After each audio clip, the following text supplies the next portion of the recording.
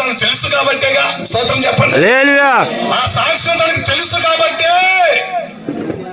అయి నేను వదలను పెట్టు. వాడు మాట్లాడినా మాట్లాడకపోయినా నీ పాదాలు విడిచిపెట్టు. నేను విడిచిపెట్టిన ఈ సమయం, ఈ క్షణం నేను విడిచిపెట్టినా. ఎందుకంటే నువ్వు ఎంతమందిని బాగు చేసావు లిస్టు నా దగ్గర ఉందయ్యా.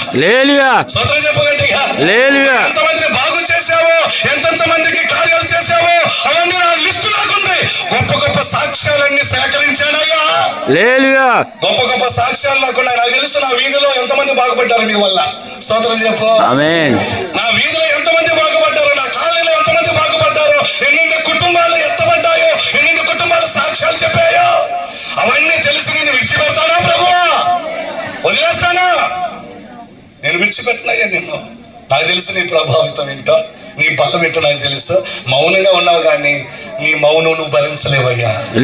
నువ్వు మౌనంగా ఉన్నావు, ఏదో పని కట్టుకొని పరీక్షించాలన్నావు నాకు తెలుసు. కానీ ఆ మౌనంలో నువ్వు ఉండలేవు. నాకు తెలుసు నీ ఆ మౌనం నీకు సరిపడదు ప్రభువా. నువ్వు మాట్లాడే దేవుడు అయ్యా. మౌనం నీకు సరికాదు, ఆ మౌనం నీకు సరిపడదు, ఆ మౌనం నీకు అస్సలు సెట్ అవుతాయ్యా. నువ్వు మాట్లాడే దేవుడు. నీ మాట జీవము గలదయ్యా యేసయ్యా.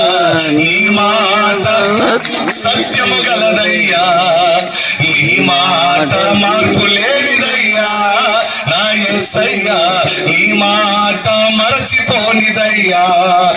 ఏది మారినా నీ మాట మారదయ్యా. ఏది ఆగినా నీ మాట జరుగునయ్యా. హల్లెలూయా. ఏం చేస్తాడంటే ఆయన మాట